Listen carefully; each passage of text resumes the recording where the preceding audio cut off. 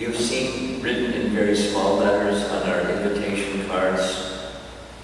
I don't know what they're called today, but we used to call them mantra cards, invitation cards. Somewhere in there it says, chant to be happy. Right? Chant to be happy.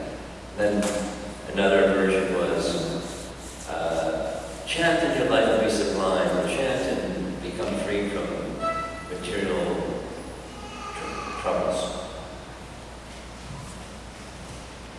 That's not a violation of the ninth offense. There's intimate things about the holy name which we don't broadcast widely to publicly discuss amongst ourselves. And that way then the ninth offense is preserved or not violated.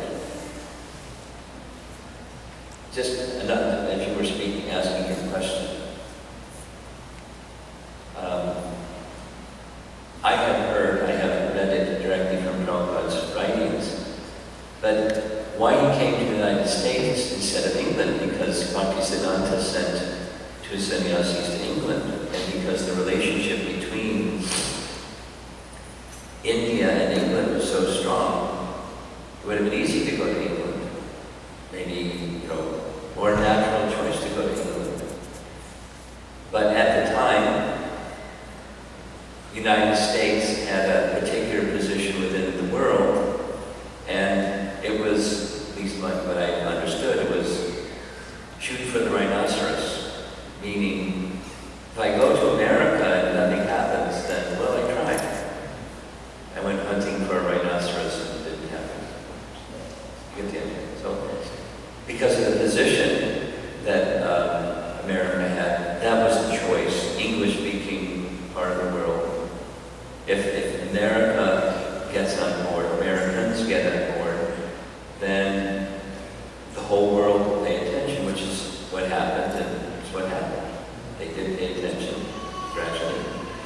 And then the white elephants went to India. I mean, some Americans went to England, and his mission continued in India. That was another why he came to the United States as opposed to some other place.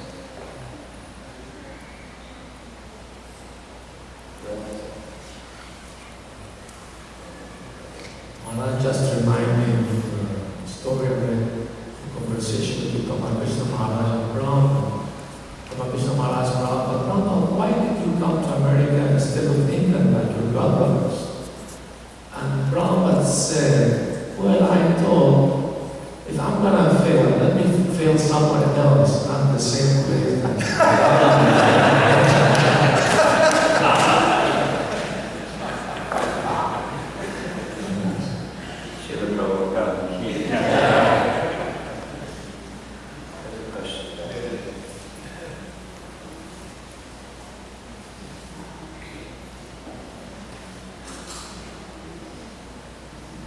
Hare Krishna. This question is to all three of you. If Srila Prabhupada were physically present with us today, what would he be most happy about and what would he chastise us about?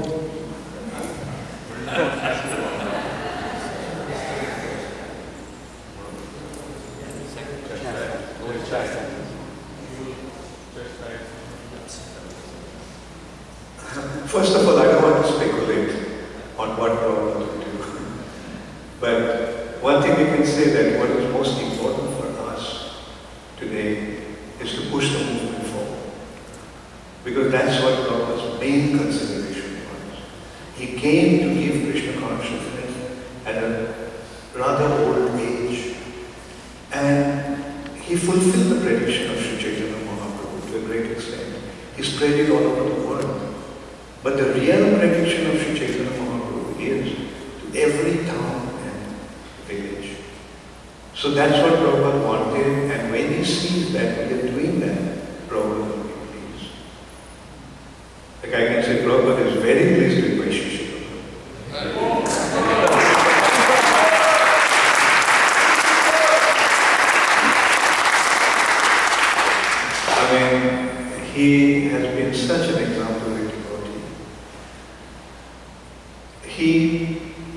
when is everything, when we are going through so many different difficulties and things, Vaisheshika Prabhu stuck to his mission, distributing Srila Prabhupada's books, because books are the basis. Books are the real medium for preaching. And Prabhupada wanted us to distribute books. That used to give him the greatest pleasure. Prabhupada used to say that this news of book distribution gives me life when he was extremely sick in the town. The news of book distribution gives me life. And Vaisheshika Prabhu, in spite of so many difficulties, quietly, he just continued distributing books. Although he was working, book distribution came to a kind of, its lowest ebb. But at that time, he religiously went out to distribution of books. Although he was working, although his time was very, very little spare time, but he was using that spare time just to distribute Srila Prabhupada's books. And today we can see the result. Like I noticed one thing, that wherever Vaisheshika Prabhu goes, book distribution shoots up to an inconceivable extent. Places where they hardly distributed books, Vaisheshika Prabhu went and visited them, and some miracle happened. Like the book distribution score went up. So one thing I can say with deep conviction, that Srila Prabhupada is very pleased with the devotees, those who are so sincerely pushing his movement forward, distributing his books, preaching, and undergoing so many difficulties to spread his mission. And about what Prabhupada will be so upset about, I will request Prabhupada Maharaj to speak. How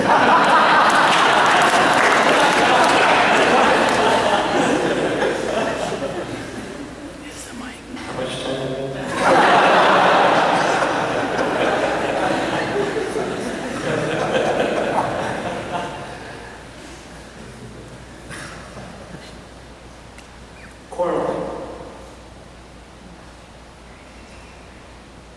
Leaving aside the higher and taking to the lower, and like what the Gaudiya mission did, the objective was lost because the quarrel principle and the quarrel over, you name it, control, position, etc. Long list. So, set aside or work through whatever the differences might be. I appreciate Vaisheshika's perspective on a lot of things, and one of them is like we're discussing without the detail, we're discussing principles and details on some issue, and let us discuss respectfully what's a principle, what's a detail, and uphold principles and respect there may be differences in detail. And in that way, move forward. Unity in diversity or amongst diversity. And put the higher principle forward. If you lose that higher principle, that's displeasing.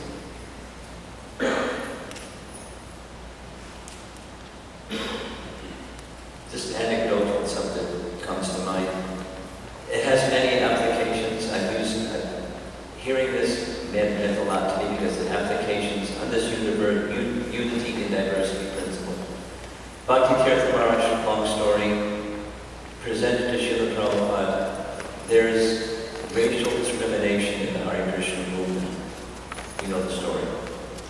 If you don't, you'll read this, that the Black Lotus book describes it very beautifully. I heard him describe it. He was in tears when he was describing, because it was like a momentous moment, a potent moment when he was placing before his spiritual master something that he as a man in a African American body was racially discriminated against. So Prabhupada's reply is, this is not very good. But if you're irritated by this, then you're no better than they are. You're part of the problem. Don't rise above the problem. So please, Srila Prabhupada, by rising above the kami body. Churmar speaks about this all the time. I mean, I've heard it at least 100 times. This is an example of the influence of kami, where devotees lose the goal and become entrenched in quarreling. Then we become victims or controlled by or subject to the influence of kami instead of step back. We have our founder Acharya, we have the process and the purpose. So, Prabhu's message. So, take there, go there, and then work out whatever the differences in a cooperative, respectful manner. If something needs discipline, then that be appropriately and respectfully administered, and otherwise, we're going to Krishna. Get on board, please.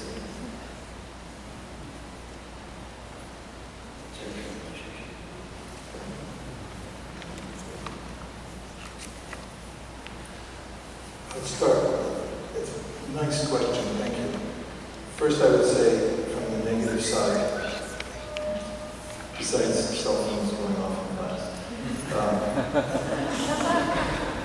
Oh, sorry.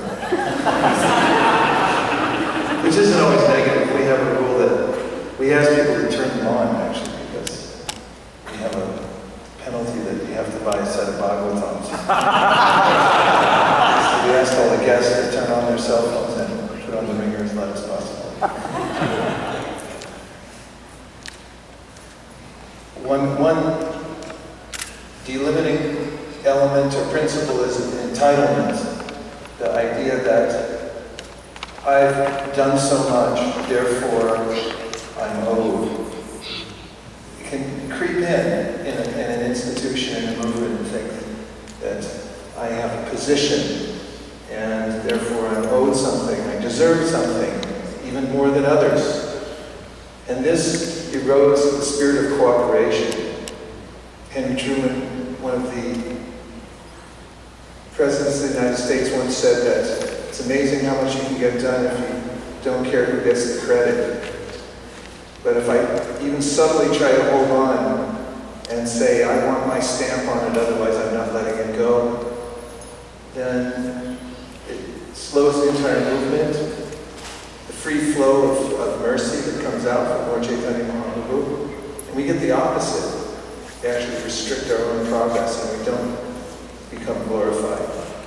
So I think entitlement is a way in which Prabhupada would be disturbed or chastised or advised against. And in fact, he does when I read his books. And that's the thing I would say on the positive side that Prabhupada would be very much encouraged by, is the mood of, or the practice, the discipline of reading his books. He says in the Anjalila of the Sri Chaitanya Charitamrita that all of his disciples must read all of his books completely.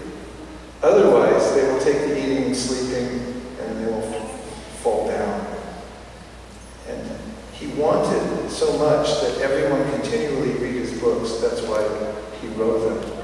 And I would say that if I don't have a goal for finishing all his books within a certain time period, then I'm not taking that up. I'm not serious about it.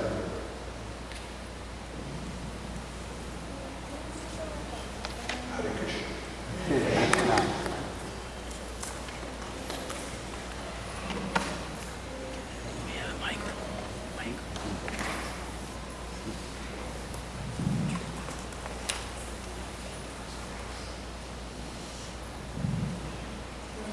Srila Prabhupada spent a lot of his time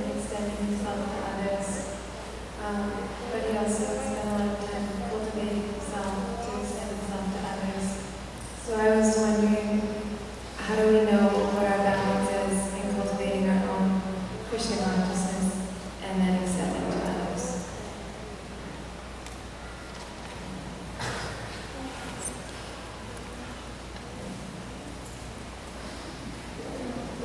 The instruction that I spoke, I'll repeat, that Prabhupada said, I come to make you all fortunate, and now I'm asking that you, two things, receive and give. But it's not just give, it's receive. So, receive, that's one word that says volumes. The mercy and the books and the name and the sangha and the mission and the spirit and the integrity, and that's working on ourselves, and then side by side give. So if we can emphasize, push on. But how can we push on unless there's something of substance? We can't give what we don't have. We have to receive and give. Short answer. Does that answer your question? Not exactly. Maybe you didn't understand the question. Huh?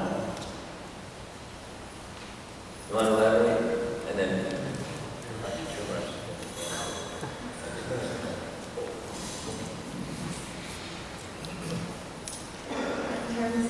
having a balance, so like, should I go on Harinam, or should I chant japa, or doing this and that in practical life? How to understand what we need to be doing in terms of internal and external. Yes, very good. Both of it. Like as Prabhupada just mentioned, like receive and give. Our internal cultivation is that receiving aspect.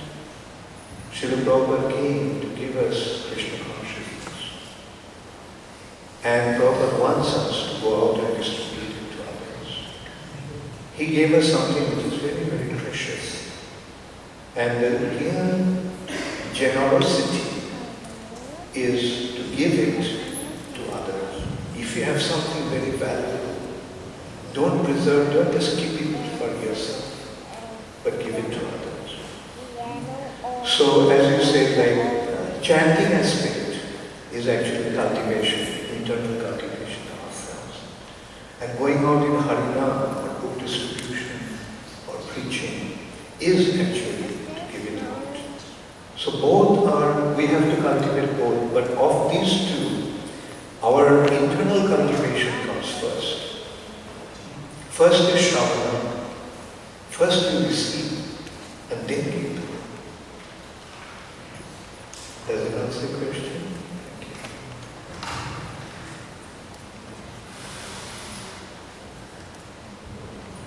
From a practical side, I found there are various phases one goes through in life. Each decade is marked by a different kind of engagement. Somebody who grows up and goes through the cycle of life in practice of Krishna consciousness.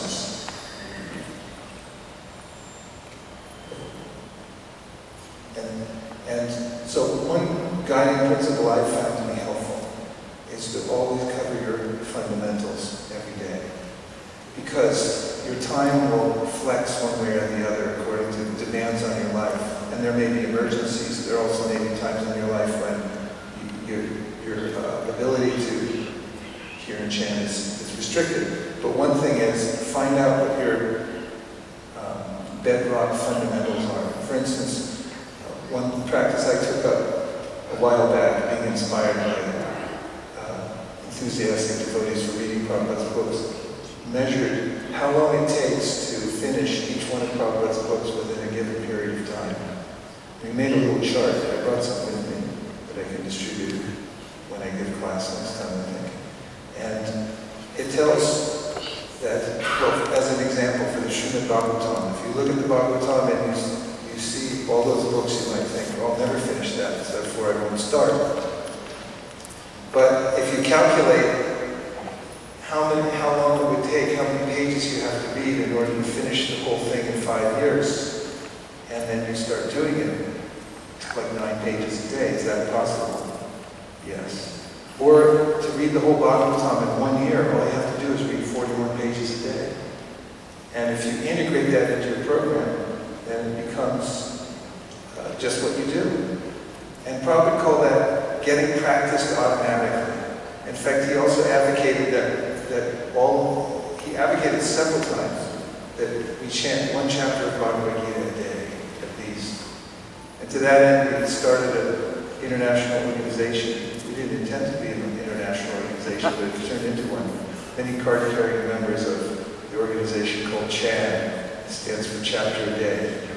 And it means no matter what happens during that day, you can be in jail or in a jam, and standing in line somewhere, wherever you are, finish chanting your chapter a day, and finish your number of pages every day. And then when you get the opportunity to extensively hear and chant, go to a retreat or spend the whole kartik somewhere hearing and chanting, then deeply do that. But the bedrock principle, the fundamentals, is very important. And just one last thing about distributing. I like to call distribution and Harinam high sadhana. When you go out on distribution, of course, the formula is the more you give it out, the more it grows in your own life, the more capacity you have.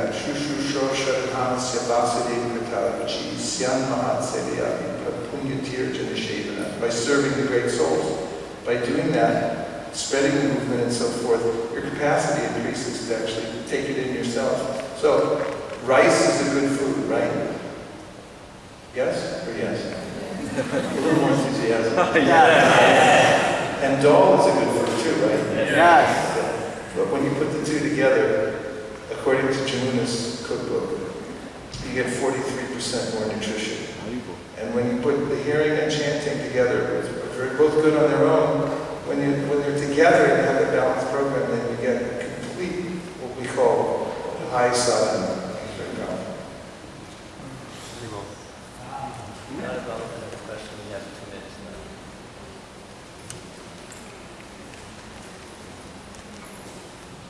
now. My question is for Guru Maharaj and Vaisika Prabhu. During the movement in the initial days,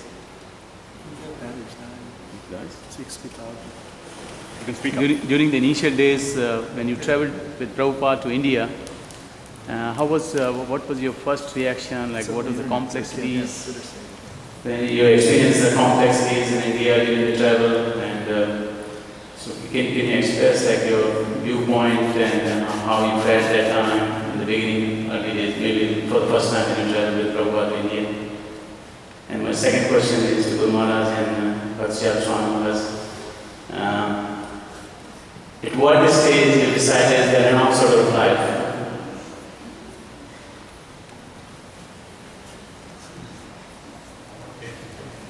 But it's 9:30. We're now throughout our lifetime. I couldn't, because you didn't have the speaker or the microphone, I couldn't really understand the first question. Maybe these other two heard the first question. I wasn't traveling with Prabhupada. Never had that good fortune. He had. So maybe you traveled to India for the first time. Your first trip to India. The India was the first time was the Mayapur Vrindavan festival, and that was really comic. I mean, the first year, everybody got sick.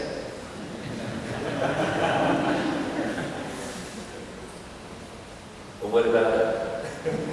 Just what it was like to be with Prabhupada in India? That was your question? Yes. So you never traveled with, but how was your first time? What was it? Like how you reacted? With Prabhupada. Awesome.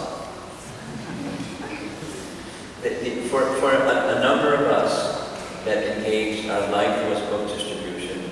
I would imagine Vaisheshika Prabhu would say something like ditto.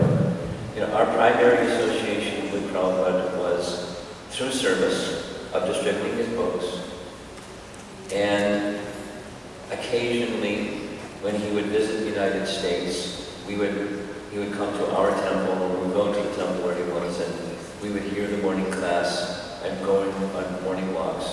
That was about, at least for me. Dr. Marsh is different, but for me that was the experience. The class, morning walks. And of course, you know, the person, sometimes also some darshanats in the afternoon, particularly in mine, where there was a facility that was afforded to us. And, you know, using Shyamsundar Prabhu's words, he likens Prabhupada to a magician because you never knew what Prabhupada was going to do next. You heard Shyamsundar speak like that? It's true. And, you know, expect the unexpected. So anecdotal things, time doesn't permit, but expect the unexpected. And Prabhupada it was very clear. Being with Prabhupada meant he's in the spiritual world, moving about in the material world to help us appreciate the spiritual world. And becoming attached to him was the way of becoming attached to Krishna. Very clear, very clear. In short, because we're already past our time. And, you know, ask me the other question when we spend some time together. That's fine. In short, the answer, I didn't decide it was